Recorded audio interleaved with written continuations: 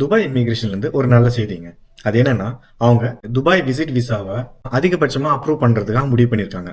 இதுக்கு முன்னாடி ஏகப்பட்ட விசா ரிஜெக்ஷன்லாம் பண்ணிட்டு இருந்தாங்க. அது எதனாலனா, சரியான ரிட்டர்ன் டிக்கெட் சப்மிட் பண்ணாதனாலையும், மற்றும் சஃபிஷியன்ட் ஃபண்ட் பேங்க் ஸ்டேட்மெண்ட்ல அட்டாச் பண்ணாதனாலையும், மற்றும் ஹோட்டல் புக்கிங் QR கோடோட சப்மிட் பண்ணாதனால ஏகப்பட்ட ரிஜெக்ஷன் பண்ணியிருந்திருக்காங்க. அதனால டூர்ஸ் அண்ட் டிராவல்ஸ் பிசினஸ்ல இருக்கிறவங்களுக்கு ஏகப்பட்ட லாஸ். அது மட்டும் இல்லங்க, விசா அப்ளை பண்ற எல்லாருக்குமே ஏகப்பட்ட லாஸ் ஆயிருக்கு. சோ அந்த மாதிரி சுச்சுவேஷனை தடுக்கிறதுக்காக துபாய் இமிகிரேஷன் எல்லாருக்கும் இந்த விஷயத்தை எஜுகேட் பண்ணுங்க அப்படின்னு சொல்லிட்டு சொல்லியிருக்காங்க. அதாவது போன வருஷம் மட்டுமே 1,68,00,000 பேர் டூர் விசா அப்ளை பண்ணிருக்காங்க துபாய்க்கு.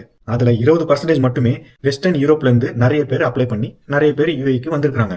அப்போ இந்தியர்களை விட அதிகமா யூரோப்பியன்ஸும் என்ட்ரி பண்றாங்க அப்படிங்கிறது இதுல இருந்து தெரிஞ்சுக்கலாம். அது மட்டும் இல்லங்க, இப்ப துபாய் ஷாப்பிங் ஃபெஸ்டிவல் அதாவது DSF ஸ்டார்ட் பண்ணிருக்கனால 20-25% இன்னும் அதிகமான விசாக்களை அப்ரூவ் பண்ணணும் அப்படின்னு முடிவு பண்ணிருக்காங்க. இப்போ சுமூகமா எப்படி விசா கிடைக்கிறது அப்படிங்கறத பத்தியும் டீடைல்ஸ் கொடுத்திருக்காங்க.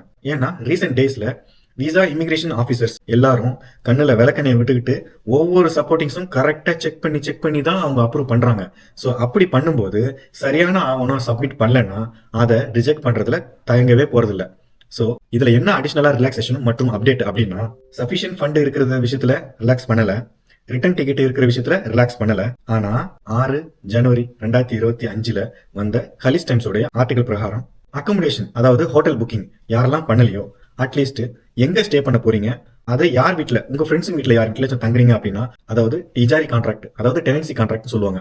அந்த டெனன்சி கான்ட்ராக்ட் மற்றும் கேரண்டர் மாதிரி எந்த ஃப்ரெண்ட் இருக்காரோ அவருடைய எமிரேட்ஸ் ஐடி இதையும் நீங்க அட்டாச் பண்ணி கொடுத்தீங்கன்னா இந்த சப்போர்ட்டிங்ஸை வச்சும் அவங்க அப்ரூவ் பண்றதுக்கு இருக்கிறாங்க அப்படின்னு கலிஸ் டைம்ஸ்ல அவங்க கொடுத்துருக்காங்க.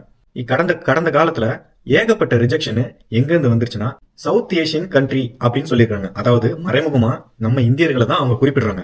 ஏன்னா இந்தியாவில இருந்து அப்ளை பண்ண மேக்ஸிமம் அது அப்ளிகேட்டுக்கு எல்லாருக்குமே அவங்க ரிஜெக்ட் பண்ணிருக்காங்க. ஏன்னா போதிய டாக்குமெண்ட் இல்லாதனால.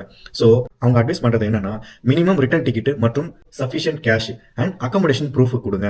இதை நீங்க சப்மிட் பண்ணிட்டீங்கனாலே போதும், நாங்க ஏகப்பட்ட விசாஸ் அப்ரூவ் பண்றதுக்கு நாங்க தயாரா இருக்கோம், நீங்க சப்மிட் பண்றதுக்கு நீங்க தயாரா இருக்கீங்களா அப்படின்னு நமக்கே சவால் கொடுத்திருக்காங்க. சோ யாரெல்லாம் விசா அப்ளை பண்ணணும்னு நினைக்கிறாங்களோ அவங்க சரியான ஆவணங்களை சப்மிட் பண்ணுங்க. அந்த அக்கமடேஷன் விஷயத்துல ஒரு சின்ன டிப்ஸ் நான் கொடுத்திருக்கேன். நீங்க ப்ரீவியஸ் வீடியோவை செக் பண்ணி பாருங்க, உங்களுக்கு ஒரு நல்ல ஐடியா கிடைக்கும். இந்த இன்ஃபர்மேஷன் தான் கலிஸ் டைம்ஸ் நியூஸ் பேப்பர்ல இமிகிரேஷன் ஆபீசர்ஸ் கொடுத்திருக்கிற இன்ஃபர்மேஷன். சோ இந்த இன்ஃபர்மேஷன் கொஞ்சம் ரிலாக்ஸ் பண்ண மாதிரி தெரியும், இருந்தாலும் அந்த அக்கமடேஷன் ரூல் இருக்க தான் செய்யும்.